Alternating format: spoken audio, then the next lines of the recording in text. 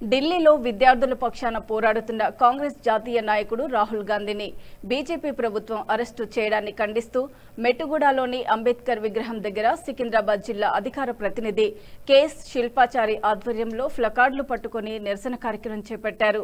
ఈ సందర్భంగా అంబేద్కర్ విగ్రహానికి పూలమాలలు వేసి నివాళులర్పించారు. అనంతరం శిల్పాచారి మాట్లాడుతూ పేపర్ లీకులకు బాధ్యత వహిస్తూ కేంద్ర విద్యాశాఖ మంత్రి ధర్మేంద్ర ప్రధాన్ తక్షణమే ఆయన పదవికి రాజీనామా చేయాలని డిమాండ్ చేశారు. పేపర్ లీకేజీల వల్ల ఎన్నో కోట్ల మంది విద్యార్థుల భవిష్యత్తు అగమ్య గోచరంగా మారే పరిస్థితి ఏర్పడిందని అన్నారు. పేపర్ లీకేజీలు అరికట్టకపోగా విద్యార్థులకు న్యాయం చేయాలని రాహుల్ గాంధీ నిరసనలో పాల్గొంటే పోలీసులు అన్యాయంగా అరెస్ట్ చేశారని మండిపడ్డారు. బీజేపీ పార్టీ అధికారంలోకి వచ్చిన అప్పటి నుంచి ఇప్పటి వరకు దాదాపు 152 పేపర్ లీకేజీలు అయ్యాయని ధ్వజమెత్తారు.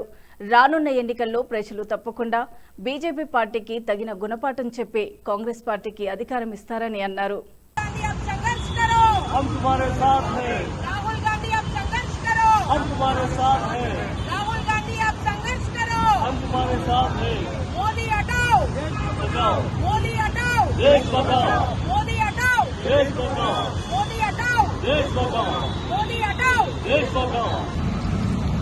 అనే ఈరోజు మరి ఢిల్లీలో విద్యార్థుల పైన నిరుద్యోగుల పైన పోలీసులు మరి బీజేపీ ప్రభుత్వం ఎంత నిర్లక్ష్యంగా ప్రవర్తించిందో అందరు చూశారు. మరి మీడియాని కూడా నొక్కివేసి ఈరోజు ఆ విజువల్స్ గాని ఏవి బయటపడకుండా చూస్తుంది మోదీ ప్రభుత్వం. మరి గతంలో కాంగ్రెస్ పార్టీ సెంట్రల్లో ఉన్నప్పుడు ఎన్నో ప్రభుత్వ ఆర్గనైజేషన్స్ ని ఏర్పాటు చేసి విద్యార్థులకు నిరుద్యోగులకు ప్రభుత్వ ఉద్యోగాలు ఎన్నో ఇవ్వడం జరిగింది.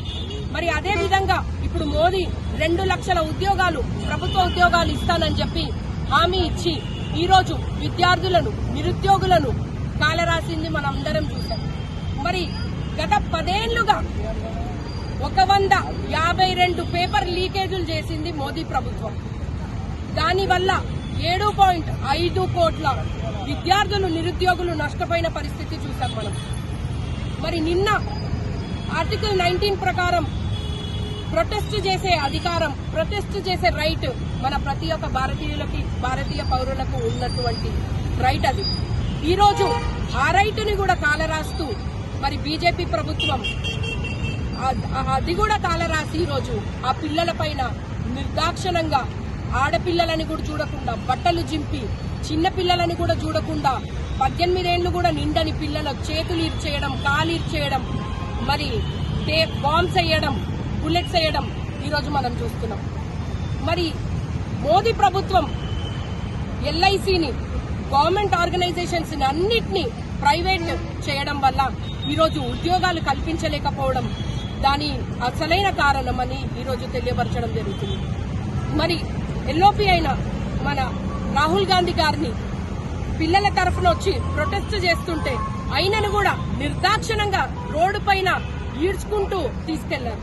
అరే ప్రతిపక్ష నాయకుడు అని కూడా లేకుండా ఆయనను కూడా రోడ్డు మీద ఈడ్చుకుంటూ తీసుకెళ్లిన పరిస్థితిని మనం చూసాం.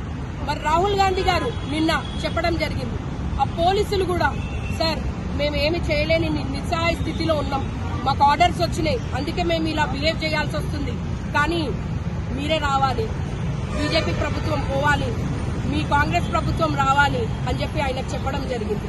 మరి ప్రతి ఒక్కరి గుండెల్లో ఈరోజు ఇదే ఆకాంక్ష, ఎదురు చూస్తున్నారు ప్రతి ఒక్క భారతీయులు ఈరోజు బీజేపీ ప్రభుత్వం దిగిపోవాలి, కాంగ్రెస్ ప్రభుత్వం రావాలి అని.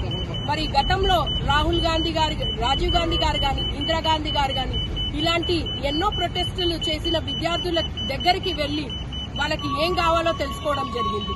మరి ఇప్పుడున్న విద్యాశాఖ మంత్రి, అక్కడ ఎడ్యుకేషన్ మినిస్టర్ ధర్మేంద్ర అసలు ఫిట్ ఫర్ నథింగ్ అయిన ఈరోజు ఈ విద్యార్థులు నిరుద్యోగులు అడిగింది ఏంటి, ఆయన రాజీనామా చేయాలనే కదా కోరింది. వాళ్ళు ఇన్ని పేపర్ లీకుల వెనకాల ఆయన ఉన్నందుకు ఈరోజు ఆయన రాజీనామా చేయాలని కోరితే కూడా చేయలేని నిస్సహాయ ప్రభుత్వం ఇది.